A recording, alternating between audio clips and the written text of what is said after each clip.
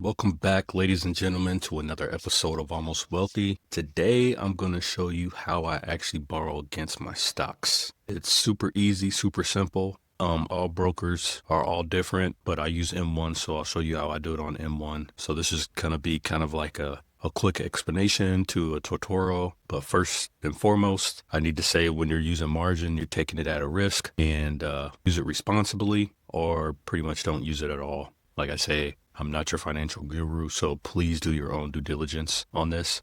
So before we get into it, there are two types of accounts. The cool thing about M1 is that it uses the margin account and your brokerage account as two separate accounts. So for an example, if I send money from my bank account to my M1 Finance, it's not going to pay down my margin right away. I have to send the money to the margin account for it to pay down the margin. I used to have a Robinhood account, and they see the brokerage account and the margin account as one. I'll give you an example. So I have a spreadsheet up here which shows the Robinhood margin balance. Let's say you have a Robinhood account and everything's invested and it's at zero right now. Let's say you wanted to borrow $500 to pay some bills. So your account is going to be negative 500. And let's say you wanted to invest $200. So you send $200 from your bank account to your Robinhood. Now your Robinhood account is going to pay down that margin first. So when you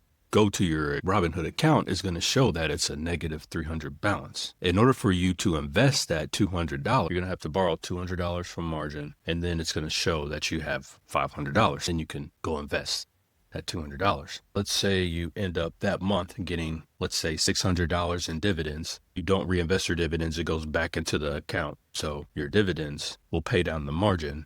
And let's say you got a paycheck and you wanted to send $500 to your Robinhood's now going to be $600. So that's how Robinhood sees it. It sees it as one account. If you have a negative balance, it's going to pay down that negative balance first. There's always some calculations you have to do to make sure if you're using margin and you want to invest the money that you send to it, you're going to have to borrow that money from margin and then invest. So your account could be that same number. But the cool thing about M1, you don't have to do that because it shows your brokerage account and your margin account are separate. So when you send money to your account on M1, in order for you to pay down that margin, you have to manually say, hey, I want $50 and move it over to the margin account, and it pays down the margin. That's the difference. Now, there are a few things that you need to know before you are required to use margin on M1. If I scroll down to the bottom, the first one is that in order to be eligible, you have to have $2,000 or more invested in an M1 individual brokerage account, joint brokerage account, or a trust account in order to be eligible. And the second thing is you need to accept the margin agreement. And that's kind of the first thing that happens when you set up your account. It's a one-time thing. You'll find it in the borrowing section of the app or the online app. Once you accept it, the portfolio line of credit is automatically available to you the next business day after you meet the eligible requirements. There is no application process or paperwork needed. So like I always say in my previous videos, there's no credit check. And the cool thing is that if you have $2,000 in there, you have 50% available to you. So $1,000. Don't use the full $1,000 because you can get a margin call if your account value drops so that your equity value is below our maintenance threshold, which is 40%.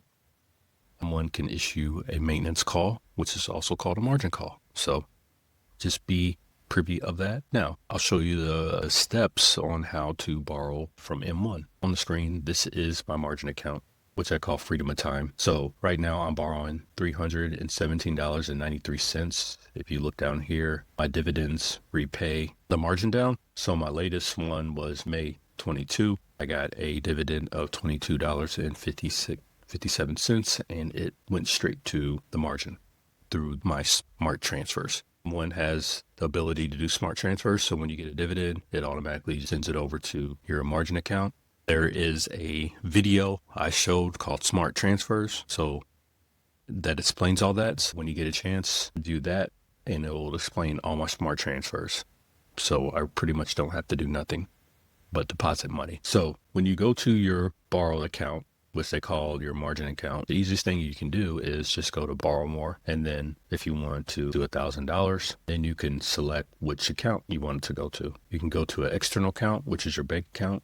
If you do your external account, it normally takes 2 to 5 business days. What I've experienced is a full day. And if you send it to one of the internal accounts, it normally takes minutes. And the cool thing is that it shows you how much your monthly projected on that $1,000 would be. Say you wanted to transfer, and then you hit review, and then confirm, and then the money's in your account. Nothing too complicated. They kind of make it seem complicated, but it's not. But that's pretty much wraps up how to borrow money. It's pretty much that simple. When you're borrowing, the collateral is clear guarantee. So if you find this useful, don't forget to like and subscribe. And like I say, I post every week real numbers for my exact portfolio, and I will see you on the next one.